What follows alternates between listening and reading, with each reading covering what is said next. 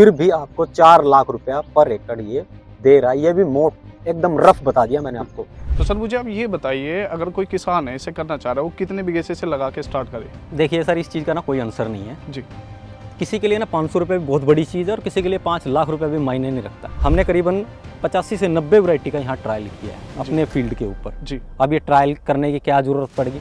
कोई पौधे पे रोग नहीं है, कोई फंगस नहीं आती, इसमें कोई सनबर्न नहीं होता, फ्रूट का साइज अल्टीमेट है, और किसान को क्या चाहिए? कहने का मतलब ये है कि ये वैरायटी मेरे फील्ड के लिए सही नहीं है। तो मेरे को क्लियर हो गया। अब मैं पर्पल हैश तो नहीं लगाऊंगा। बिल्कुल, मेरे को क्लियर हो गया। अगर मैं 1 एकड़ ब्लाइंड ही लगा देता, कल मैं मरता। बिल्कुल। इसका जो ब्रिक्स लेवल हमने अभी रिसेंट जो काम किया था वो 21.5 इसका ब्रिक्स लेवल है। जो इसकी मिठास है। कोई नॉर्मल ड्रैगन फ्रूट अगर 5 से 10 दिन के अंदर सुकुड़ने लगा, ये 15 दिन भी नहीं सुकुड़।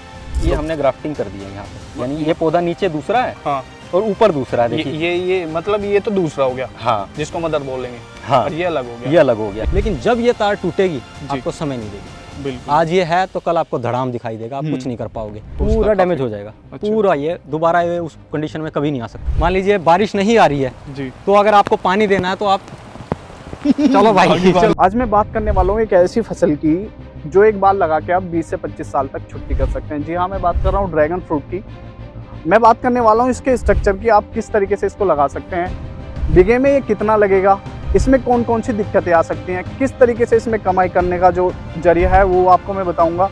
इसमें आप प्रोडक्शन किस तरीके से बढ़ा सकते हैं, इसकी मैं रियलिटी, मैं इसके डेप्थ में जाऊंगा और सारी जानकारी दूंगा। नमस्कार, मेरा नाम है विशाल दर्शक और आप देखते हैं भारतीय किसान। तो चलिए करते हैं बात। नमस्कार सर। नमस्कार। कैसे हो? बढ़िया।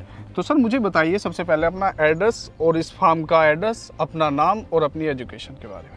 जी, मेरा नाम कुलदीप सिंह है और ये जगह है राणा ड्रैगन फ्रूट फार्म है ये डिस्ट्रिक्ट करनाल हरियाणा में आता है। घरौंडा ये कस्बा पड़ता है। जी। आपको कितना टाइम हो गया इसमें करते हुए? ये ड्रैगन फ्रूट की खेती हमने जो शुरू की थी वो 2019 में की थी, फरवरी से हमने शुरुआत की थी। करीबन आधा एकड़ से शुरुआत की, आज हम 3 एकड़ में इसकी खेती कर रहे हैं। ठीक है। तो इसमें जो मतलब ये फ्रूट है, ये कहाँ का फ्रूट है? ये ऐसा लगता है ना देखने में जैसे कोरिया का हो, चाइना का हो। नहीं, ऐसा है क्या? ऐसा नहीं है। इसका ओरिजिन जो है वो साउथर्न अमेरिका है, मैक्सिको का ये फ्रूट है। मैक्सिको से ये स्पेन गया, स्पेन से फिर ये एशिया में आया। अब इसकी सबसे ज़्यादा जो खेती हो रही है वो कुछ देश हैं जैसे कि वियतनाम दुनिया का सबसे बड़ा ड्रैगन फ्रूट प्रोड्यूसर है। ये 65,000 हेक्टेयर ज़मीन के अंदर में ड्रैगन फ्रूट की खेती हो रही है वहाँ पे। ठीक है। और ये 12 महीने ड्रैगन फ्रूट पैदा करता है, यानी ऑफ सीजन भी प्रोडक्शन लेता है। वहाँ ड्रैगन फ्रूट की क्रॉप ऐसी समझिए जैसे हमारे यहाँ अगर हरियाणा पंजाब में गेहूं धान लगता है, ऐसे वहाँ ड्रैगन फ्रूट की खेती होती है। जैसे आपने ड्रैगन फ्रूट लगा रखा है यूट्यूब पे, इतनी सारी वीडियो 10 लाख कमा रहे हैं, 20 लाख कमा रहे हैं, क्या सच में ऐसे है? या और अदर जो फ्रूट है इसे ही क्यों लगाए, अदर को क्यों ना लगाए? इनके बीच में क्या है ऐसा जो इसको ज़्यादा लगा रहे हैं? देखिए, ड्रैगन फ्रूट की खेती कोई आसान खेती नहीं है, मैं पहले ये बता देता हूँ। इंडिया के अंदर इससे महंगी भी खेती कोई नहीं है। इसमें इन्वेस्टमेंट भी बहुत लगता है, लेकिन नो डाउट इसमें इनकम भी अच्छी है, लेकिन कॉम्प्लिकेशन भी उस हिसाब से। इसे हॉर्टिकल्चर की एक कैश क्रॉप भी बोल सकते हैं। हॉर्टिकल्चर मतलब बागवानी, अच्छा, जिसमें आम, अमरूद, नींबू ये सब जैसे पौधे आ जाते हैं, उसी श्रेणी में ड्रैगन फ्रूट आता है। लेकिन वो जो पौधे रहते हैं आम, नींबू, अमरूद वगैरह के, वो आपको 3 साल में अच्छा प्रोडक्शन देते हैं, तीसरे साल वो फ्रूट देते हैं। लेकिन इसे कैश क्रॉप इसके लिए बोला जाता है हॉर्टिकल्चर का, क्योंकि ये 1.5 साल में फ्रूटिंग देने लगता है, अच्छा फ्रूटिंग देने लगता है, कमर्शियल। तो इसीलिए इसको कैश क्रॉप बोला जाता है। भारत में पैदा होने वाला ये शायद सबसे महंगे फ्रूटों में से एक है जी। तो मतलब ये टेक्निकल खेती है एक। ये आप ये इसको ये मत समझिए कि ये आम, अमरूद, नींबू आपने लगा दिया तो इसमें कुछ काम नहीं करना पड़ेगा। जिस हिसाब से इसकी उपज है, जिस हिसाब से इनकम देता है, उस हिसाब से इसमें मेहनत भी चाहिए जी, आपका एक्सपीरियंस भी चाहिए जी। ये बहुत टेक्निकल खेती है, बहुत सोच समझ की खेती है। इसे तरीके से कोई करेगा तो फायदा उठाएगा, अगर देखा देखी करेगा, वीडियो देख लिया या वो सब चीज़ कर लिया, तो फिर फायदे की जगह नुकसान भी उठाना आपको पक्का है। सर मुझे इसके इनकम के बारे में बताइए।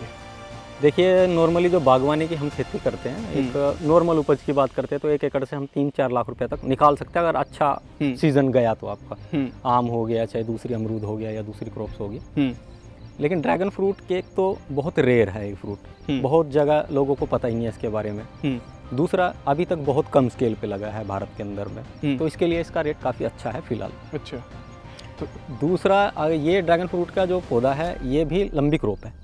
जैसे आपने एक बार लगाया तो 20 से 25 साल ये चलता है और लगातार प्रोडक्शन देता है। मैं उदाहरण के लिए आपको समझा देता हूँ। जैसे आपने आज ड्रैगन फ्रूट लगाया, आज मान लीजिए फरवरी है, आपने ड्रैगन फ्रूट आज लगाया, तो ये अगले साल जून जुलाई में जैसे ही मानसून आएगा, ये मानसून के ऊपर निर्भर होता है इसका फ्रूटिंग। ह्यूमिडिटी लेवल यानी आपका उमस ज़्यादा बढ़ी तो इस पर बडिंग या फ्रूटिंग आने स्टार्ट। और ये इकलौती ऐसी फसल है, ऐसी क्रॉप है हॉर्टिकल्चर की जो लगातार आपको 5 महीने फ्रूटिंग देती है। क्या बात? ऐसा हॉर्टिकल्चर में मेरे हिसाब से कोई पौधा नहीं है, जहाँ तक मेरी समझ है, कि आपको कोई 5 महीने लगातार फ्रूटिंग देते। आप हर हफ्ता फ्रूट तोड़ोगे, हर हफ्ता। इसमें 3 साइकिल एक साथ चलती है, मैं आपको दिखाऊंगा अभी। एक बड़ आता है, बड़ जैसे बोले तो ये देखिए, ये बड़ बोलते हैं। ये हल्का जो गांठें बनी हुई है, ये फूल की गांठें। ये बड़ थोड़ा बड़ा होगा। बड़ा कैसे होगा? ये ऐसे होगा, ये ऐसे बड़ा हो गया, ठीक है सर जी। इससे भी फिर थोड़ा बड़ा होगा, ये ऐसे जैसे फूल बनने की कंडीशन पे आ गया, जैसे ये है, ये फूल खिलेगा जी। फूल खिलने के बाद फ्रूट आपका कच्चा रहेगा, जैसे कि ये फूल बना, फिर ऐसा कच्चा रहा, फिर ये फ्रूट धीरे धीरे पकेगा, यानी कच्चा रहेगा। मैं वो दिखाता हूँ आपको, आइए। जैसे कि ये फ्रूट थोड़ा अभी बड़ा होने लगा और फिर ये फ्रूट पकेगा। ये तीनों साइकिल एक ही, मतलब अभी है, एक ये कंडीशन चलती रहेगी। जैसे कि पका हुआ फ्रूट मैं आपको दिखाता हूँ, चलिए। जैसे कि ये फ्रूट पक रहा है, जैसे कवर बैग लगा हुआ है, अब ये फ्रूट 2 दिन में पक जाएगा। देखिए कलर आने लगा। और मैं पका हुआ, बिल्कुल पका हुआ जो अभी हम तोड़ेंगे आपको दिखाता हूँ, आइए। ये हमारी येलो वैरायटी है, ये येलो है सर, ये येलो ड्रैगन फ्रूट है। ये देखिए पका हुआ फ्रूट है जी, ये बिल्कुल तैयार है। इसको अब हम कट करेंगे। अब हम हार्वेस्टिंग भी दिखाएंगे आपको, हार्वेस्टिंग, इसका वजन भी दिखाएंगे कितना बना। ये 500 ग्राम से ऊपर ही होगा। इसमें वैरायटी अहम रोल निभाती है, हम इस टॉपिक पे बाद में आएंगे।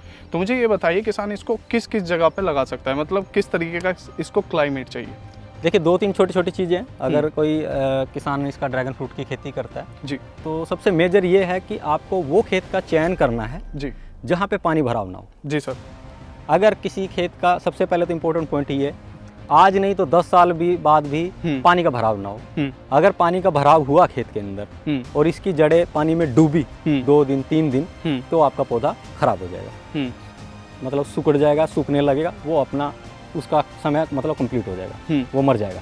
तो एक तो आपको उस खेत का सिलेक्शन का ऊंचे खेत पे लगाइए, जहाँ पानी ना भरे या निकासी कर सके, ड्रेनेज अच्छा हो। अगर किसी किसान भाई के पास भाई जमीन ही बहुत कम है, खेत में पानी का भराव भी होता है, तो अगर वो लगाने की इच्छा रखता है तो क्या करना है? जैसे मैं अपनी ही बात कर लेता हूँ। जिस खेत में आप खड़े हैं, ये हमारे पूरे 5 एकड़ का सबसे नीचा खेत है जी, हर जगह का पानी इसके अंदर आता है जी। तो अब हमने क्या किया, ये जमीन का स्तर 0 है मान लीजिए जी। अब हमने देखिए करीबन 1.25 फीट के आसपास में हमने बेड बना दिया जी। पानी कितना ही भर जाए लेकिन हमारे पौधों की जड़ें नहीं डूबेगी, इसलिए बेड बनाते हैं, मुझे लगता है इसके लिए इसको राइस बेड बोलते हैं सर। बहुत सारी क्रॉप की जाती है, जैसे सब्जियों की भी क्रॉप हम मोस्टली बेड पे ही करते हैं। क्या कारण है? क्योंकि नालियों से बीच में पानी चला जाता है, बारिश में पानी में पौधा खराब ना हो, इसके लिए राइस बेड बनाया जाता है। बहुत पुराना सिस्टम है ये जी। तो ये इम्प्लीमेंट कर सकते हैं ताकि पानी का भराव ना हो। बेड की ऊंचाई उस लिहाज से कर सकते हैं, क्योंकि आपको पता है आपके यहाँ नॉर्मली कितनी बारिश होती है, पानी का उस खेत में कितना भराव पहले हुआ था, तो आपको ये डाटा आपके पास जरूर होगा। तो बेड की ऊंचाई उसके हिसाब से आप निर्धारित कर सकते हैं और इसे लगा सकते हैं। और इसकी मिट्टी किस तरीके की होनी चाहिए? देखिए इसमें सबसे इंपॉर्टेंट रोल निभाता है पीएच वैल्यू जी। अब ये पीएच वैल्यू क्या चीज़ है जी, एक आम किसान समझ पाए, मैं समझा देता हूँ। जैसे एक आदमी का मेटाबॉलिज्म होता है, मेटाबॉलिज्म क्या चीज़ है? जैसे खाया पिया शरीर को लगना। जैसे एक आदमी है वो 2 सूखी रोटी खा रहा है लेकिन उसके शरीर को लग रहा है मजबूत है, बिल्कुल। लेकिन एक आदमी वो घी से निचड़ी रोटी खा रहा है या काजू बादाम खा रहा है, तो लेकिन उसके शरीर को नहीं लग रहा, तो मतलब उसका मेटाबॉलिज्म काम नहीं कर रहा। बिल्कुल। ऐसा ही मिट्टी का पीएच वैल्यू होता है। अब पीएच वैल्यू क्या है और उसका पीएच वैल्यू का रोल क्या है पौधों में जी? देखिए अलग अलग पौधों को बागवानी विभाग रिकमेंड करता है कि इस पीएच वैल्यू में वो पौधा अच्छा सूट करेगा। उदाहरण के लिए मैं आपको बता देता हूँ, पीएच वैल्यू 7 जो वैल्यू होती है, एक न्यूट्रल वैल्यू होती है, सामान्य नॉर्मल। 7 के नीचे जो मिट्टी का पीएच वैल्यू होता है वो एसिडिक सोइल कहलाती है। अच्छा। 7 के ऊपर जो पीएच वैल्यू होती है उसे एल्कलाइन सोइल बोलते हैं। अब ये सोइल कहाँ और कैसे हम आइडेंटिफाई कर सकते हैं? सबसे पहले तो आपको मिट्टी की जांच करवानी है। आपने कोई भी बागवानी करते हैं आप, मिट्टी की जांच कराइए, उसमें आपको पीएच वैल्यू पता चल जाएगा। जैसे सिट्रस के पौधे हैं, जैसे खट्टे फल के पौधे, नींबू हो गया, किन्नू हो गया, माल्टा हो गया, मौसम्बी हो गया, चकोतरा हो गया, या और भी जो खट्टे फल आते हैं, ये एसिडिक सोइल में बहुत अच्छा ग्रो करते हैं। 5-5.5 पीएच वैल्यू रही तो आपका बहुत अच्छा फ्रूटिंग आएगा। और जो मीठे हमारे, जैसे कुछ फल रहते हैं जो अल्कलाइन सोइल में बहुत अच्छा ग्रो करते हैं, मैं उदाहरण के लिए बता देता हूँ। जैसे खजूर हो गया, नारियल हो गया, अनार हो गया, ये एल्कलाइन सोइल में बहुत अच्छा ग्रो करते हैं। राजस्थान की जो मिट्टी है क्षारीय मिट्टी है, एल्कलाइन सोइल, वहाँ अनार फटता नहीं है। अब यहाँ लगा दिया है तो अनार खट्टा हो जाता है, हाँ। या अनार छोटा रह जाता है, या वो फट जाता है। ग्रोथ ये रीज़न यही है उसका। हाँ। वहाँ का क्लाइमेट या वहाँ की, देखिए हमारा क्लाइमेट भी लगभग सेम है राजस्थान का, ऐसा नहीं है जी। ठंडी वहाँ भी होती है, गर्मी वहाँ भी होती है, यहाँ भी सेम है, 1-8 डिग्री ऊपर नीचे हो सकता है, लेकिन हमारी हवा पानी सेम हो सकता है, लेकिन हमारी मिट्टी कभी सेम नहीं हो सकती। एक खेत की मिट्टी भी दूसरे खेत के मुकाबले में सेम नहीं होगी। जब आप मिट्टी की जांच कराएंगे, nutrition value, pH value up down हो सकती है, तो आप जब भी कब बागवानी करें सबसे पहले मिट्टी की जांच कराइए और कितना पीएच वैल्यू तक आप ये पौधा लगा सकते हैं। ठीक है। देखिए 6.5 पीएच वैल्यू हुआ जी, तो आपके लिए दी बेस्ट है, आपको कुछ करने की जरूरत नहीं। ठीक है। आपका पौधा बहुत अच्छा रिस्पॉन्स करेगा जी। अगर पीएच वैल्यू अप और डाउन है तो पौधा उस हिसाब से रिस्पॉन्स नहीं करेगा। अब क्या पीएच वैल्यू को मैनेज किया जा सकता है? जी किया जा सकता है। अगर आपकी पीएच वैल्यू 5 से लेके 8.5 तक है तो भी आप ड्रैगन फ्रूट की खेती कर सकते हैं। लेकिन ऊपर नीचे हुई तो पौधे का रिस्पॉन्स भी उस हिसाब से आएगा। पीएच वैल्यू एक दिन में कभी भी मैनेज नहीं हो सकती। अगर आप ऑर्गेनिक मैटर, गोबर की खाद या फिर ऑर्गेनिक तरीके से करते हैं तो आप 1.5 साल के अंदर अपनी पीएच वैल्यू का सुधार होते देखेंगे। 1.5 साल के बाद, 1 साल के बाद अगर आप पीएच वैल्यू चेक कराएंगे तो आपकी पीएच वैल्यू 7 के आसपास या न्यूट्रल की तरफ दौड़ेगी। वो अगर नीची है तो, ऊंची है तो वो नीचे आने की कोशिश करेंगे, तो ये मैनेज हो जाता है। हमने अपना प्लांटेशन किया था, हमने मिट्टी की जांच कराई तो हमारे पीएच वैल्यू 5 था। आज हमारा पीएच वैल्यू 6.5 है, जो उसके लिए एकदम फिट है। मैनेज किया आपने। अब उसका रिस्पॉन्स हमें देखने को मिला जी। जैसे कि अब आप ये प्लांटेशन देखिए जी, ये जो लाइन जो लगी है ये 16 मार्च 2023 की लाइन लगी है। ये करीबन 1.5 साल का है, 17 महीने का प्लांटेशन। जी। अब आपकी ग्रोथ देखिए, रॉकेट बना हुआ पौधा, बिल्कुल बिल्कुल भर के आया हुआ। हमने जो इसको रिक्वायरमेंट थी वो हमने इसको दी। आप फ्रूट का साइज कहीं देख लीजिए, रैंडम पकड़ लीजिए, आपको फ्रूट कहीं भी 500 ग्राम के नीचे नहीं मिलेगा। जी देखिए इसमें वैरायटी भी रोल निभाती है, मैं वैरायटीज के ऊपर भी आऊँगा। ये देखिए जी जी जी, आप रैंडम चलते हैं, देखिए कहीं भी देखिएगा आप, यहाँ देखिए 2 लगे हैं एक डाली पे। अगर सिंगल फ्रूट आता है तो 500 ग्राम बनेगा या अबव बन सकता है। अगर एक ही साथ 2 फ्रूट लगे, देखिए यहाँ जी, न्यूट्रिशन इसने डिवाइड कर लिया, लेकिन फिर भी दोनों फ्रूट उम्मीद है कि 350 ग्राम के ऊपर है। जी। जहाँ सिंगल फ्रूट है वो डेफिनेटली हाई बनेगा। ये देखिए, ठीक, बिल्कुल, ये देखिए, हाँ, ये 500 ग्राम से अबव ही होगा। सब रैंडम चले जाइए आप जी, कहीं भी देख लीजिए आप, आगे तक का फ्रूट आपको 500, 600, 700 ग्राम तक का फ्रूट आपको दिखाई देगा। जी। तो सर मुझे आप ये बताइए, अगर कोई किसान है इसे करना चाह रहा है, वो कितने बीघे से इसे लगा के स्टार्ट करे? देखिए सर, इस चीज़ का ना कोई आंसर नहीं है जी। किसी के लिए ना 500 रुपये भी बहुत बड़ी चीज़ है और किसी के लिए 5 लाख रुपए भी मायने नहीं रखता। आपको उतना से शुरुआत करना चाहिए कि भाई आपको ये फील होना चाहिए कि भाई मेरी कमजोरी, मेरी लापरवाही की वजह से ये पैसा डूबना नहीं चाहिए। बिल्कुल। आप 5 पोल भी लगा सकते हैं, 10 भी लगा सकते हैं, 20 भी लगा सकते हैं, 50 भी, अपने बजट के हिसाब से। लेकिन मेरा मानना यह है कि मेरी सलाह यही है किसान भाइयों को, अगर मान लीजिए किसी किसान को 1 एकड़ लगाने की इच्छा है, शुरुआत में 1/4 लगाए। मान लीजिए कोई 5 लाख रुपया खर्च करने की हिम्मत रखता है तो वो 1 लाख, 1.25 लाख रुपया, 1.5 लाख रुपए तक खर्च करे। रीज़न क्या है? रीज़न मैं बताता हूँ जी। इसमें सबसे बड़ी दिक्कत यह है कि वैरायटी का सिलेक्शन। अब ड्रैगन फ्रूट में लोगों को इतना पता है कि ड्रैगन फ्रूट एक पीला हो गया, एक लाल हो गया, एक अंदर से सफ़ेद वाइट हो गया, हाँ। लेकिन इसके अंदर 153 वैरायटी होती है। हमने करीबन 85 से 90 वैरायटी का यहाँ ट्रायल किया है अपने फील्ड के ऊपर। जी। अब ये ट्रायल करने की क्या ज़रूरत पड़ेगी? देखिए हम देश जाते हैं, विदेश जाते हैं, और मैंने इंडिया का ऐसा कोई कोना नहीं छोड़ा जहाँ मैं घूम के ना आया हूँ, जहाँ मैंने देखा ना हो।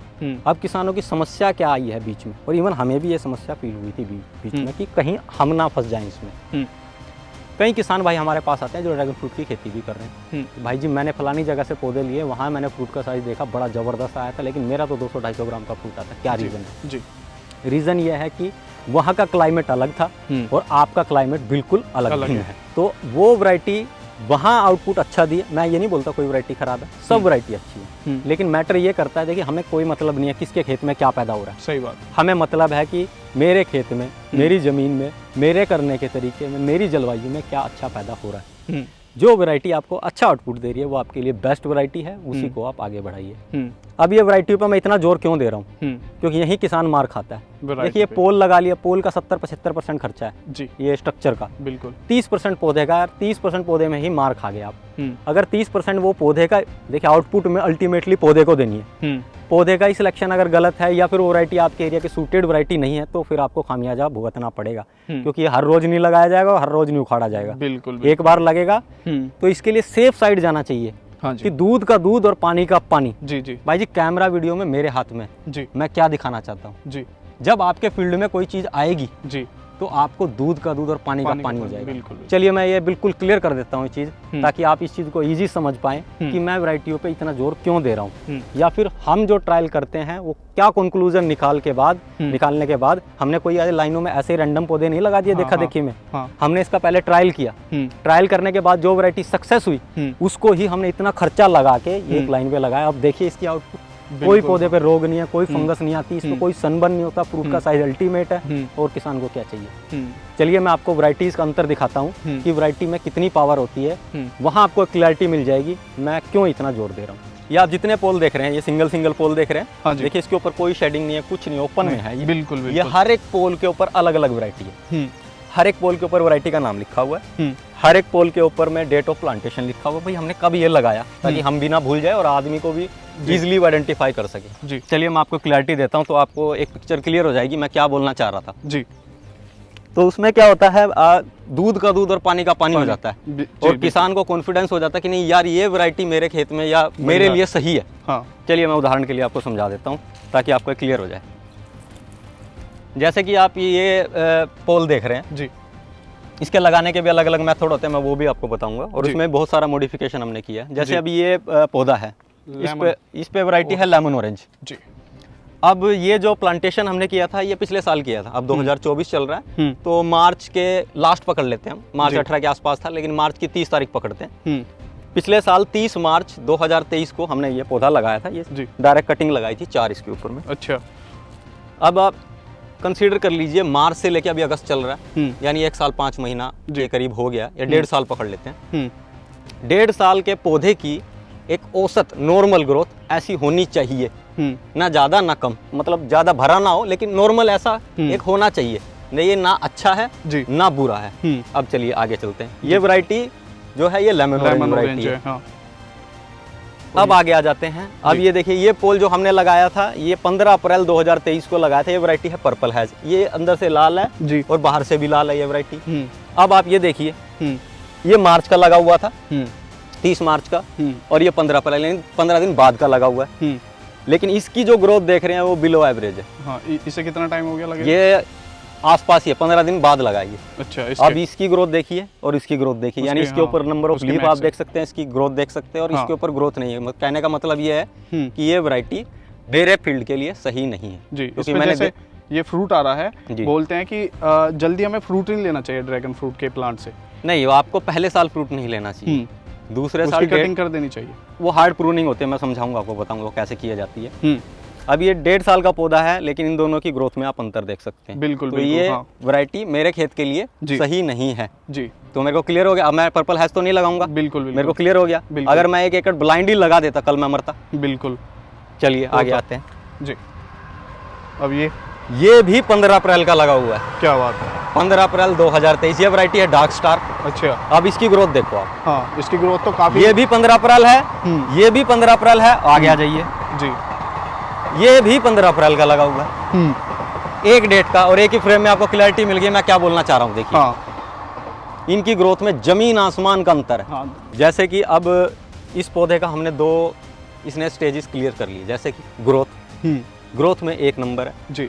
आप देख लीजिए इस बार की जो गर्मी पड़ी है, एक्सट्रीम गर्मी पड़ी है, बहुत भयंकर। हाँ। 15 अप्रैल का लगा हुआ, मतलब पिछले साल की गर्मी देखी है जी, सर्दी देखी है जी, और इस बार की फिर गर्मी देखी है। हाँ। और इसके ऊपर कोई हमने ढका नहीं, कोई शेड नहीं किया, खुला है, सबको एक समान देखभाल रखते हैं, सब पे ड्रिप है, जो कुछ खाद पानी एक में जाएगा वो दूसरे में भी जाएगा। 43 डिग्री से तो अबव ही था, बहुत इस बार भयंकर थी गर्मी। ना ही आप सनबर्न देख सकते हैं, पूरे पौधे पे आप 360 डिग्री घूमो, बिल्कुल ना ही आप इस पे फंगस देख सकते हैं। हाँ। और सबसे ज्यादा इसकी ग्रोथ है, आप ऊपर में लीफ देखिए। और दूसरा, अब तीसरा क्राइटेरिया इसका फुलफिल होने वाला है, यानी इसकी ग्रोथ देख ली, बीमारियां देख ली जी। अब देखना है फ्रूट। अब देखिए इसके ऊपर बडिंग आना स्टार्ट हो गया, कितना बडिंग आ रहा है देखिए, ये बडिंग छोटा छोटा, ये दाना जो जैसा है ये बडिंग है, हर जगह बडिंग आ रहा है इसके ऊपर में। ये देखिए ये बडिंग आ रहा है, ये बडिंग आ रहा है, ये बडिंग, ये बडिंग, ये बडिंग, और कुछ अभी बडिंग बड़ी भी हो चुकी है। ये देखिए हर जगह पे, मतलब इसके ऊपर में करीबन 20 से 25 बडिंग आ चुकी है। ये देखिए यहाँ जी जी। तो इनके मतलब फ्रूट में भी ऐसा है जैसे इस वैरायटी का जल्दी आ जाता है, इसका लेट आता है? नहीं, ऐसा नहीं है, 19-20 का अंतर हो सकता है, लेकिन वैरायटीज में अंतर ये होता है कि किसी की मिठास ज़्यादा है जी, कोई सेल्फ पोलिनेटेड वैरायटी है, जी। यानी सेल्फ पोलिनेटेड का मतलब ये है कि आपको कुछ करने की जरूरत नहीं, फ्रूट अपने आप बन जाएगा। जी। यानी किसी में मधुमक्खी की जरूरत है जी। जो हाथ से करना पड़ता है, लेकिन कमर्शियली जो किसान लगाए उसे सेल्फ पोलिनेटेड वैरायटी ही लगानी चाहिए। यानी कुछ मत करो, अपने आप फ्रूट बनेगा वो। अच्छा, उसमें कोई मधुमक्खी की जरूरत नहीं, किसी की चीज़ की जरूरत नहीं है। तो कमर्शियली कोई लगाता है तो सेल्फ पोलिनेटेड वैरायटी ही लगानी चाहिए। अब इसने दो क्राइटेरिया फुलफिल कर लिया। अब हम तीसरे का वेट कर रहे हैं जी। कि इसका फ्रूट का साइज क्या बनेगा, उसकी मिठास क्या बनेगी। अब ये मेरे हिसाब से 20 दिन के अंदर में फ्रूटिंग पे आ जाएगा अच्छे से। हमको क्लियर हो जाएगी ये पिक्चर कि ये पौधा हमारे लिए है कि नहीं। जी। अगर ये वैरायटी हमारे लिए है, मतलब वो फ्रूट भी अगर अच्छे से आ जाता है, तो फिर हम क्या करते हैं, फिर हम एक ट्रेलीज में लाइन लगाते हैं। जी जी जी। अब ये आप लाइन देख रहे हैं, ये हमने पिछले साल लगाई है 16 मार्च 2023 को। ये कौन सा है? इसका ट्रायल हमारा उससे पिछले साल हो चुका है। हमने प्रोडक्शन सब कुछ देख लिया, हमने एक वीडियो भी डाला था अपने चैनल पे इसके बिहाफ पे। जी। ये वैरायटी है ऑस्ट्रेलिया की ओसी गोल्ड। सर सबसे बेस्ट वैरायटी इसमें कौन सी होती है? देखिए, इसमें हम जो क्राइटेरिया रखते हैं, देखिए इंडिया में क्या है, मिठास बहुत पसंद है लोगों को, और फ्रूट का पौधा भी आपको एक ही बार लगना है। जी। आपने वैराइटीज़ का ट्रायल कर लिया। जी। आपने ट्रायल में क्या चीज़ देखना है, ट्रायल में 3 चीज़ें देखनी है आपको। ग्रोथ देखनी है, जैसे मैंने समझाया, ग्रोथ देखनी है, बीमारियां कितनी आती हैं, फ्रूट का साइज क्या बनता है, और अल्टीमेटली मिठास इसमें अहम रोल निभाएगी आपकी। लोग आपके फल का वेट करेंगे कि नहीं लेंगे तो भाई फलाने से लेंगे, उसका फल मीठा है। क्योंकि मोस्टली जो बाहर से अब्रोड से फल आता है वो कच्चा फल आता है, वो रास्ते में ट्रांसपोर्ट करते हैं, 20-25 दिन शिप में रहता है, उसमें मिठास नहीं है। और आपके फल में अगर मिठास होगी उनके मुकाबले, तो वो वेट करेंगे आपके फल का। जैसे कि सेब होता है, हाँ। एक पका हुआ अच्छा सेब, क्वालिटी का सेब, उसका जो ब्रिक्स लेवल है 8 से लेके 10 होता है। हाँ जी। 8 से 10 एक वैल्यू है बिल्कुल। ब्रिक्स लेवल की। हाँ। मैं आपको ऐसी वैरायटी बताता हूँ जिसमें ब्रिक्स लेवल 21 है, ड्रैगन फ्रूट में 21.5 है। ड्रैगन फ्रूट में अंदर। अच्छा। चलिए मैं दिखाता क्या आपको, दिखाई देता हूँ जी। अब यहाँ देखिए आप जी। ये जो फ्रूट अभी तो पूरा पका नहीं है, हाँ। ये कलर आने लगा शायद इसमें। ये जो वैरायटी है ये ताइवान की वैरायटी है जिंदू। अच्छा। इसका जो ब्रिक्स लेवल हमने अभी रिसेंट जो काउंट किया था वो 21.5 21.5 इसका ब्रिक्स लेवल है। जो इसकी मिठास है वो ब्रिक्स लेवल कैसे आया था, वो हमने काउंट कैसे किया था, वो भी आप क्लिप के जरिए देख सकते हैं। जी। तो ये मीठे में अंदर से लाल निकलता है, शेल्फ लाइफ डबल है। शेल्फ लाइफ डबल का मतलब कोई नॉर्मल ड्रैगन फ्रूट अगर 5 से 10 दिन के अंदर सुकुड़ने लगा, ये 15 दिन भी नहीं सुकुड़ता। इसका कारण क्या है, इसकी जो चमड़ी है बाहर की वो बहुत मोटी है, स्ट्रॉन्ग है, ये फटता नहीं है फ्रूट। अच्छा। कभी नहीं फटेगा। अगर ये पका हुआ भी छोड़ दिया, अगर नॉर्मल फ्रूट आप 4 या 5 दिन छोड़ते हैं तो क्या होगा, वो फटने लगेगा या सिकुड़ने लगेगा, लेकिन ये कभी फटता नहीं। इसका साइज कितना हो जाता है? इसका एक एवरेज साइज, अगर इस बार का हमारा कमर्शियल हार्वेस्टिंग है, एंड ऑफ द सीजन बता पाएंगे, यहाँ 500-600 तक भी चला जाता है, और 300-350 ग्राम का भी फ्रूट रहता है। लेकिन एवरेज काउंट करते हैं कि जब सीजन खत्म होता है तो अगर आपने पूरे फ्रूट तोड़े तो उसका औसत वजन क्या बना, 100 फ्रूट तोड़े तो एक औसत वजन, उसमें देखिए सब तरह का फ्रूट होगा, 500 ग्राम के ऊपर भी होंगे, 400 और 300 के बीच भी होंगे, 350 भी होगा, और 300 के नीचे भी होंगे। तो एक एवरेज काउंट किया जाता है। इसमें ध्यान ये चीज रखना होता है कि 300 ग्राम के जो नीचे आपका फ्रूट बने 250 ग्राम, देखिए वो बहुत कम बनना चाहिए, ज्यादा से ज्यादा 10 से 15%, क्योंकि उसका रेट नहीं मिलेगा। और अच्छा जो फ्रूट है मार्केट में जाने लायक फ्रूट है वो 300 से 500 ग्राम के बीच है। ठीक, क्योंकि ये पर पीस के हिसाब से बिकता है जी। और हमेशा वेंडर यही सोचता है कि किलो में 3 चढ़े, यानी 300-350 ग्राम के हिसाब से। बिल्कुल। क्योंकि उसे अगर मान लीजिए 1 किलो का फ्रूट बना लिया, हाँ। और आप उसको 150 या 200 रुपए में दे रहे हैं, मैं क्या एवरेज 100 रुपये पकड़ लेता हूँ, तो वो कितने में 200 में बेचेगा। अब 200 का एक फ्रूट कौन लेगा। बिल्कुल। तो बात कर लेते हैं इसकी स्ट्रक्चर की सर। जैसे पोल में लगाया हुआ है आपने, यहाँ पे ट्रेली सिस्टम भी लगाया हुआ है, सबसे बेस्ट कौन सा है? देखिए हमें इसकी खेती करते करीबन 4-5 साल हो चुके हैं। 2019 से आप काउंट कर सकते, 2024 का अगस्त चल रहा है। जी। हमने दोनों तरीके से किया। सबसे पहले जो तरीका रहता है वो रिंग एंड पोल सिस्टम का आपका तरीका रहता है, जैसे कि आप वीडियो में देख पा रहे हैं। दूसरा जो तरीका रहता है वो ट्रली सिस्टम है। ये ट्रली सिस्टम क्या है और ये रिंग पोल सिस्टम क्या है। जी। जो रिंग पोल सिस्टम है वो पारंपरिक तरीका, यानी खंबे रहेंगे, ये खंबे की जो लंबाई रहेगी वो 6.5 फीट या 7 फीट रहेगी, 2 फीट जमीन में और 5 फीट जमीन के ऊपर, और मोटाई जो रहती है हम जो रखते हैं वो 5 इंच बाय 4 इंच रखते हैं। ठीक है। इसके ऊपर जो रिंग लगाते हैं वो 2 इंच मोटा और 2 इंच चौड़ा रिंग रहता है, और 2 फीट का रहता है, 24 इंच बाय 24 इंच। और बीच में इनका गैप ऐसे, और पोल लाइन से लाइन की जो दूरी हमने जो रखी है वो 11 फीट रखी है, और पोल से पोल की दूरी जो रखते हैं वो 8 फीट रखते हैं। और इसमें ट्रॉली सिस्टम में ये हो गया एमओपी सिस्टम, और इसके अंदर 500 पोल लगते हैं 1 एकड़ के अंदर। 220 बाई 198 का 1 एकड़ होता है, यूपी के 5 बीघे के बराबर होता है जी। अलग अलग जगह पे अलग अलग बीघा छोटा बड़ा हो सकता है, मैंने एक दूरी आपको बता दी जी। इसमें 500 पोल लगेंगे, 500 पोल पे, एक पोल पे 4 पौधे यानी 2000 पौधे लगे। ये हो गया आपका एमओपी सिस्टम। दूसरा आता है आपका ट्रैली सिस्टम। अब ट्रैली सिस्टम है आपका हाई डेंसिटी या अल्ट्रा हाई डेंसिटी जी। इनमें अंतर ये है जी कि उसमें आप 2000 पौधे लगा रहे हैं, 1 एकड़ पूरा कवर कर रहे हैं। इसमें आप 1 एकड़ के अंदर 4000 से 8000 पौधे लगा सकते हैं। जो ट्रैलीज होता है वो हाई डेंसिटी या अल्ट्रा हाई डेंसिटी बोला जाता है, यानी कम जमीन में ज़्यादा पौधे लगाना। जैसे अमरूद के लगा लेते हैं, आम के लगा लेते हैं, घने पौधे, वही ये मेथड है। अब जैसे ये नया सेटअप है, यहाँ आपको क्लियरिटी मिल जाएगी नए किसान को भी। यहाँ क्या करते हैं हम, सबसे पहले पोल गाड़ते हैं जी। जैसे ये पोल लगा दिया हमने, एक पोल से दूसरे पोल की दूरी 10 फीट है। ये ट्रैलीज मेथड में, एमओपी रिंग सिस्टम में अलग है। इसके यहाँ से यहाँ तक की, हाँ, जैसे ये पोल है जी, और इस पोल से ये 10 फीट रखते हैं। 10 फीट ही क्यों रखते हैं जी, 9.5 भी रख लेते हैं, कोई दिक्कत नहीं है। ये जैसे 9.5 पे है जी, और ये पोल की जो चौड़ाई और मोटाई जो है वो 5 इंच बाय 4 इंच है। अच्छा। और जो पोल है वो 6.5 फीट का पोल है। ये खुद से ही बनवाया है? ये खुद बनाते हैं। अच्छा। ये 2 फुट जमीन में है और 4.5 फीट ऊपर है। अब यहाँ इसमें एक बोल्ट डाल दिया गया है, ये देख रहे हैं आप, 14 mm का बोल्ट है। ये 12 इंच का बोल्ट था, यहाँ तक है अंदर में इसके। तो इसके ऊपर में ये पाइप, हाँ, इसके ऊपर ये पाइप डाली है। इस पाइप के ऊपर ही सारा दारोमदार है, लेकिन साइड में हमने सपोर्ट दे दी ताकि ये मूवमेंट ले, बिल्कुल भी हिल नहीं सकता। बिल्कुल पूरा रिजिड हो गया, पूरा कहीं नहीं हिलेगा ये जी। अब यहाँ पौधे से पौधे की दूरी कितनी होनी चाहिए? अब जब आप यहाँ नोटिस कीजिएगा, ये पोल से उस पोल के बीच में ऐसी 5 पाइपें लगी हैं। देखिए, हाँ, 1 2 3 4 और 5, यानी दूरी करीबन 2.25 फुट के आसपास बन गई जी। अब यहाँ क्या करते हैं, लेफ्ट और राइट में पौधा लगता है जी। देखिए, एक इस साइड में पौधा लग गया, एक इस साइड में पौधा लग गया। जैसे पोल में चारों तरफ लगते हैं, इसमें लेफ्ट और राइट, इसमें 2 लगेंगे जी। अगर आपका पोल है, जैसे ये पोल आ गया 10 फीट पे, तो उस पर 4 लगा सकते हैं, उस पर दिक्कत नहीं है। तो मतलब ऐसे प्रोडक्शन में कोई कमी नहीं पड़ती? प्रोडक्शन में कोई कमी नहीं पड़ती। जैसे हम पास में हो गए काफी, ये हमने ट्रायल किया इसका जी कि इसमें प्रोडक्शन में कमी होती है कि नहीं। वो देखी दिखाई बातें, सुनी सुनाई बातों विश्वास नहीं। जो चीज़ हमने अपने आंखों से देखी है उस पर हम यकीन रखते हैं। अच्छा। जैसे कि आप ट्रैलीज में 3 लाइनें देख रहे हैं, हाँ, वो 3 लाइनों का सबसे पहले हमने ट्रायल किया। हाँ। जो सबसे पहली लाइन लगी है उसमें हमने जो दूरी रखी है वो 10 फीट रखी है, यानी उसके बीच में 10 फीट के बीच 5 बांस लगाए। सेकंड लाइन पे हमने 7 बांस लगाए, हाँ, 1.5 फीट कर दी जी। थर्ड लाइन पे हमने 10 बांस लगाए, बिल्कुल 1 फीट कर दी। अब हम ये देखना चाह रहे थे किसमें प्रोडक्शन ज़्यादा आएगा, किसमें मैनेजमेंट हमको ईजी रहेगी, किसमें पौधा एकदम हेल्दी या फिर खुश रहेगा। हमने सबसे ज़्यादा नोटिस ये किया, एक लाइन के अंदर हमें देखने को ये मिला जी कि 2 फुट पे जो दूरी है, ये तो कॉमन सेंस है।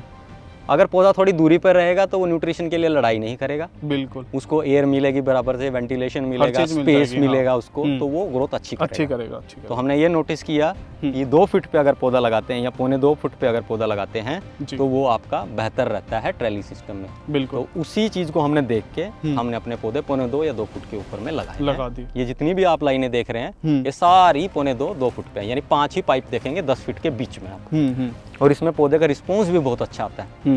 अलग अलग वैरायटी की अलग अलग ग्रोथ है, और इन वैरायटियों का ट्रायल हमने पहले किया, तभी हमने इतनी महंगी लाइनों पे पौधे लगाए जी जी। जैसे मैं आपको ग्राफ्टिंग बता रहा था कि ग्राफ्टिंग क्या चीज़ होती है। अब आप यहाँ देखिए, मैं आपको ग्राफ्टिंग दिखाता हूँ जी। ये नीचे का जो मदर स्टॉक है ये हमारा पुराने पौधों का स्टॉक है, ठीक है। अब आप ये देखिए, ये जो टेप लगी हुई है ना, डॉक्टर टेप लगी हुई है, ये हमने ग्राफ्टिंग कर दी है यहाँ पे, यानी ये पौधा नीचे दूसरा है, हाँ, और ऊपर दूसरा है। देखिए ये मतलब ये तो दूसरा हो गया, हाँ, जिसको मदर बोलेंगे, हाँ, और ये अलग हो गया, ये अलग हो गया। इसमें से फिर ये यहाँ से फूटने, आप देखिए यहाँ से फुटाव निकल गया, अब इसने ग्रोथ करना चालू कर दिया जी जी। तो ये इसका काम क्या है, इसका काम नीचे से जमीन में से न्यूट्रिशन और ताकत लेके इस ऊपर वाली वैरायटी को देना। लेकिन कुछ वैरायटी ऐसी होती हैं अगर आप डायरेक्ट लगा दोगे, जैसे कि मैं उदाहरण के लिए दिखाता हूँ, आइए जी जी। जैसे कि ये वैरायटी है, ये वैरायटी है प्लोरा। ये पीला ड्रैगन फ्रूट है, और ड्रैगन फ्रूट में सबसे मीठा फ्रूट बोला जा सकता है इसे, प्लोरा को 25 तक इसका वृक्ष चला जाता है। वृक्ष बोले तो मिठास। सेब के अंदर 8 या 9 वृक्ष होता है, अब आप समझिए इसके अंदर 25 है, सही में काफी होगा, तो कितना मीठा होगा वो। बिल्कुल बिल्कुल। अब ये जो वैरायटी है बहुत स्लो ग्रोथ वैरायटी है। अगर देखिए हमने कोई ग्राफ्टिंग नहीं किया इसका, तो मतलब कितने टाइम का जैसे स्लो बता रहे हैं? ये समझ के चलिए पिछले साल का लगा हुआ है। पिछले साल का भी इतना ही हुआ है। अगर डायरेक्ट लगाएंगे तो बहुत कम ग्रोथ करेगा ये। अगर इसको ग्राफ्टिंग कर दिया जाए, अब देखिए ये सेम वैरायटी को हमने ग्राफ्ट कर दिया इसके ऊपर, ये प्लोरा ही है, देखिए लिखा होगा नाम इसका, इस साइड में लिखा है, हाँ, ये रहा, हाँ, प्लोरा। हम स्पैन दे देते हैं, ये प्लोरा है तो सारे प्लोरा ही हैं इसके अंदर। अब ये देखिए, ये हमने छोटा टुकड़ा लगाया प्लोरा का, इसी से काट के लगा दिया था। क्लोरा का टुकड़ा लगाया। अब देखो इसके अंदर ये अभी लगे हुए मेरे हिसाब से इसको 15 या 20 दिन हुए हैं। अब 20 दिन में से इतनी ग्रोथ कर लिया। जी जी। अभी ये छोटा पौधा धीरे धीरे ये ग्रोथ करना चालू कर देगा। जब जैसे हम इसमें अपना ग्राफ्टिंग करते हैं तो कुछ फर्टिलाइजर जाता है या फिर ऐसी? नहीं, ग्राफ्टिंग के मेथड अलग होते हैं। ग्राफ्टिंग यही तो है, कलम चढ़ाना। हाँ, बस वो अलग अलग पौधे का अलग अलग कलम चढ़ाना। अब ये क्या रिजिड तो है नहीं, क्योंकि इसके अंदर पल्प होता है, तो इसको चिपकाया जाता है यहाँ पे। इसको काट के अलग अलग मेथड है, कोई ड्रिल से करता है, कोई अलग करता है। ग्राफ्टिंग के ऊपर एक अलग वीडियो आप देख सकते हैं हमारे चैनल पे, वो काफी अच्छे से हमने एक्सप्लेन किया, करते हुए भी दिखाया उसके ऊपर। जी जी। तो अलग अलग मेथड से कर सकते हैं। कहने का मतलब ये है, ये पौधा स्लो ग्रोथ करता था जी, धीरे धीरे चलता था। अब हमने जो नीचे वाला मदर स्टॉक की ताकत इसको देना चालू कर दी, अब ये पौधा तेजी से बढ़ेगा। हाँ, तो जैसे अभी गर्मी चल रही है जी, अब फिर सर्दी भी आने वाली है। अब तो गर्मी में कितने टाइम इसे पानी इसका उल्टा हिसाब है। गर्मी में इसे बहुत कम पानी। ओ, ऐसे क्यों? इसके पत्तों में ये पानी भर लेता है। पत्तों में, इसमें यहाँ पे? हाँ, ये पत्तों में पानी भर ले, ऊँट की तरह। ऊँट अच्छा। जैसे अपने कुबड़े में पानी भर लेता है, ये अपने पत्तों में पानी भर लेता है। मतलब गर्मी में इसे कम चाहता है और सर्दियों में ज्यादा। रीजन है इसका, क्योंकि अगर आपका पौधा गर्मी में झुलस रहा है, पीला पड़ रहा है, और वो पत्तों में पानी भर लेता है, या आप ज्यादा पानी दे देते हैं, भाई गर्मी बहुत ज्यादा है, जमीन सूख गई है, तो वो क्या होगा, उसके बाद में वहां से वो गलना चालू, पीला हो जाएगा, यानी सेल डैमेज हो गए। फिर अगली बार जैसे ही आपने पानी दिया, या फिर मानसून आया, पीले के बाद तुरंत मानसून आया, पीला पड़ गया पत्ता, सेल डैमेज हो गए, पानी बाहर निकाल नहीं पा रहा, प्रकाश संश्लेषण की क्रिया कर नहीं पा रहा जी। और आपने जैसे ही पानी दिया तो वहां पे फंगस आना चालू हो जाती है। अच्छा। तो गर्मी में हम क्या करते हैं, इसको पानी, मान लीजिए हम पानी का इंटरवल भले ही उतना रखिए, ये काम मैनेज कर सकते हैं ड्रिप से। लेकिन अच्छा, जैसे हम 10 दिन में पानी देते हैं और एक पौधे को एक एवरेज मान लीजिए 10 लीटर पानी देते हैं, तो गर्मी में हम 5 ही लीटर पानी देते हैं, लेकिन देंगे 10 ही दिन में, जिंदा भर रहने के लिए पानी देंगे। अगर 10 लीटर पानी देंगे तो ये अपनी पत्तों में पूर्ति कर लेगा, वो फिर वो फंगस वाला रोग आएगा। लेकिन उस समय पे क्या सिम्टम दिखाई देता है, ये पत्ते ऐसे हो जाते हैं जैसे सिकुड़ गए गर्मियों में। हाँ, अच्छा, वो बात ठीक है, कोई दिक्कत नहीं है उसमें। मानसून जैसा आएगा, हवा से मॉइस्चर लेगा, अब नीचे से पानी भी आएगा, क्योंकि बारिश भी होगी, बिल्कुल बिल्कुल, वो अब हरा भरा हो जाएगा दोबारा से। हाँ। तो घबराने की बात नहीं है। हाँ। अगर वो मोटा ताजा है और पीला पड़ गया तो आपको दिक्कत है। अच्छा। उल्टा है इसका हिसाब। तो फंगस से बचाने के लिए, मान लो हमारे पौधे में फंगस आ गई जी, तो उससे बचाने के लिए क्या करना चाहिए? जैसे आपका पौधा पीला पड़ गया कहीं से, जी, गल गया कहीं से, तो क्या किया जाता है, उसको चीरा मार दिया जाता है। मान लीजिए पौधा गल गया नीचे से, ये यहाँ से पकड़ लेते हैं। हाँ, यहाँ पे हमारी फंगस आ गई, मान लीजिए यहाँ फंगस आ गई आपकी, तो आपके पास कोई दवाई बूटी भी नहीं है, नहीं है, ठीक है, तो आप चाकू लीजिएगा, साफ चाकू, कहीं फंगस वाला या कोई इन्फेक्टेड चाकू ना लें, बिल्कुल साफ ले, साफ चाकू, सैनिटाइजर। एक सर्जरी कर रहे हैं आप। हाँ, उसको बिल्कुल ये जो पीला भाग जहाँ तक हो गया, मान लीजिए यहाँ तक ये पीला हो गया, हाँ, ये पूरा पीला पड़ गया जी, यहाँ से यहाँ तक हमारा पीला पड़ गया मान लेते हैं हम। तो आपको क्या करना है, जहाँ तक हरा भाग है, यहाँ पीला पड़ा, तो थोड़ा सा ऊपर, इतना ऊपर, इसको आप काट लेंगे। ये जो खाल है ना इसकी ऊपर वाली जो ग्रीन स्किन है, हाँ, ये पूरा निकाल लेंगे आप, बीच की हड्डी रह जाएगी, 360 से निकाल लो। या फिर अगर एक साइड में, तो एक साइड, मान लीजिए इस पत्ते पे आया, ये दोनों हरे हैं, तो इसको यहाँ से ये पूरा निकाल लेना। फिर इसको धूप लगने देना। अगर धूप लगी तो आप देखेंगे आपको फंगिसाइड की भी जरूरत नहीं है। लेकिन इश्यू बनता है सर्दी में, क्योंकि सर्दी में धूप ही नहीं आती। जैसे ये मैं देख रहा हूँ इस तरीके नहीं, से। ये तो नोड बना है यहाँ पे, ये फंगस नहीं था, ये नोड बना था। यहाँ इसने ग्रोथ रोकी, फिर दोबारा शुरू की, शायद उसमें हो रखा है। जैसे कि यहाँ मैं आपको दिखाता हूँ। हाँ, जैसे ये हुआ, जैसे ये हो रखा, जैसे यहाँ फंगस आई थी, तो आपने छोटा सा पौधा था, यहाँ मैंने चाकू यूज नहीं किया था, हाथ से कर दिया, वैसे चाकू यूज करना चाहिए। हाँ, जैसे ये पूरा फंगस आ गया था, गल गया था, ये जी जी जी, ये फंगस, ये हाँ, आप देख सकते हो दोस्तों क्लियरली, ये फंगस होती है। अब क्या है, मान लीजिए आपने इसको कटिंग कर दिया, इसको मैंने सही से काटा नहीं है, वैसे काटना सही से चाहिए था, हाथ से कर दिया था। हाँ, अगर जैसे ये फंगस यहाँ तक आ गई, ये मैंने पूरा चाकू से साफ कर दिया, मैंने कोई स्प्रे नहीं किया इसके ऊपर, ठीक है, ये देखिए धीरे धीरे सफेद होने लग गया। हाँ, मतलब सही होता जा रहा है, ये सही हो जाएगा, कवर हो जाएगा। अब जैसे हल्का सा यहाँ फंगस है, अब मैं चीरा कहाँ मारूंगा, अब मैं चीरा यहाँ मारूंगा, फिर ये सही हो जाएगा, ये बिल्कुल सही हो जाएगा, उसको कुछ नहीं होगा। अगर आपने इसको छोड़ दिया तो आज यहाँ है तो यहाँ है, फिर यहाँ है, यहाँ 3-4 दिन में पूरा पौधे को खा जाएगी। अब जैसे ये स्ट्रक्चर है, ये ट्रेलिस स्ट्रक्चर है। अब लोगों का क्या रहता है, ये हमने यहाँ GI पाइपें लगा दी है जी सर, लेकिन लोग क्या करते हैं, यहाँ कोई तारे लगा रहा है, कोई प्लास्टिक की तारे लगा रहा है, पेट वायर लगा रहा है। अब वो तारे, आप खुद समझदार हैं, उनकी जिंदगी लाइफ कितनी है, वो 10 साल 15 साल खींच लेते हैं आप ज़्यादा से ज़्यादा। लेकिन जब तार लगेगी, उसकी थिकनेस कितनी है, ज़्यादा ज़्यादा 5 mm की तार होती है। 5 mm की तार के ऊपर जब ये पत्ता डलेगा, ये कोई एक हार्डवुड नहीं है, 5 mm की तार के ऊपर जब ये पत्ता डलेगा तो इसकी कैम्बियन लेयर को ये छील के अंदर घुस जाएगा। बिल्कुल। या फिर चलो ये बात भी मान लेते हैं नहीं घुसा, वैसे घुसेगा नहीं घुसा, चले कंसिडर कर लेते हैं, और वो 8-10 साल चल भी जाता है, लेकिन जब ये तार टूटेगी आपको समय नहीं देगी। बिल्कुल। आज ये है तो कल आपको धड़ाम दिखाई देगा, आप कुछ नहीं कर पाओगे। कहने का मतलब ये है कि वो ज़्यादा दिनों तक नहीं टिक पाएगी, वो नहीं जाएगा आपको, वो सबको सेंस है इस एक चीज़ साल भी नहीं चल पाएगा। अगर आप ये जीआई पाइपें लगा रही हैं, मैं जीआई पाइपों की नहीं बोल रहा हूँ कि जीआई पाइपें 25 साल 30 साल चलेगी, नहीं, ये भी 10 साल नहीं तो 15 साल चलेगी। तो अगर ऐसा कुछ काम किया जाए कि इन जीआई पाइपों की लाइफ डबल हो जाए, वो काम भी हमने किया कि एक तो इनकी ज़िंदगी बढ़ गई, दूसरी ये गर्मी में गर्म होती है बहुत, हाँ, और जब गर्म होगी तो कुछ ना कुछ पौधे को भी ट्रांसफर करेगी, हाँ, तो इसका भी एक समाधान हो जी। दूसरी समस्या थी ये जो बांस जो लगाया था, ये बांस जो लगाया ये कितना चलेगा, साल 1.5 साल 2 साल गलेगा, बस। अपनी जगह छोड़ देगा, पौधा इधर उधर भागेगा। अगर ये खुद का स्ट्रेंथ नहीं है पौधे का, ऊपर तो बंध गया, लेकिन अगर नीचे से खेत में से हवा निकल गई, कोई तूफान आ गया तो इसको तोड़ देगा, चटका देगा। बिल्कुल। इस समस्या का भी समाधान का जरूरत थी। क्या?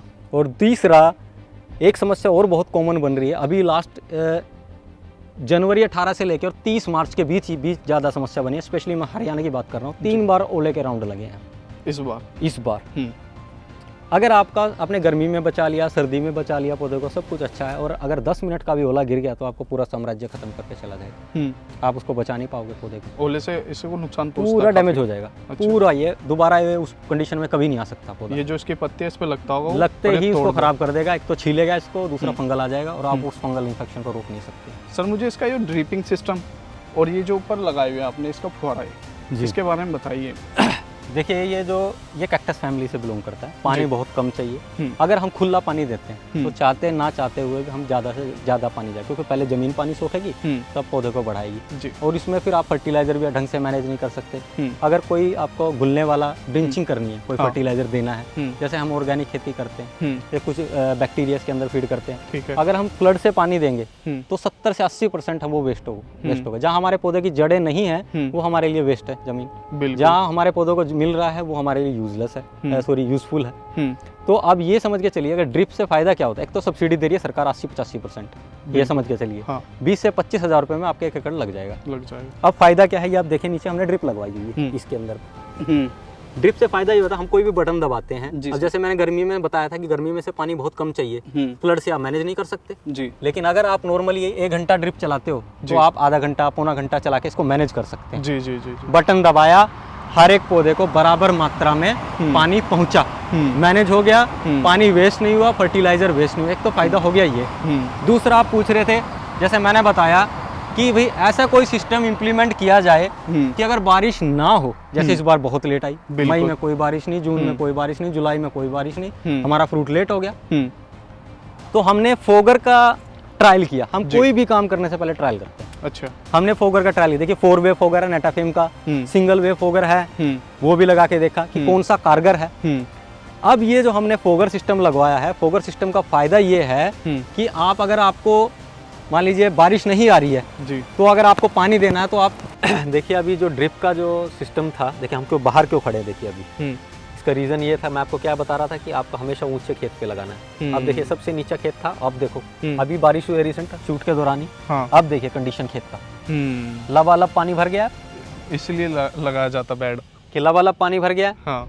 पौधे का बेड देखिए, बिल्कुल पानी दिख रहा है, बिल्कुल पानी नीचे और देखो तालाब बन गया पूरा खेत, बिल्कुल बिल्कुल। ये सबसे नीचा खेत है। हाँ। और वहीं आप ऊपर आ जाइए, देखिए यहाँ से करीबन 1-1.5 फीट या 2 फीट के अराउंड ये ऊंचा खेत है जहाँ पे हम खड़े हैं, जहाँ हम खड़े हैं।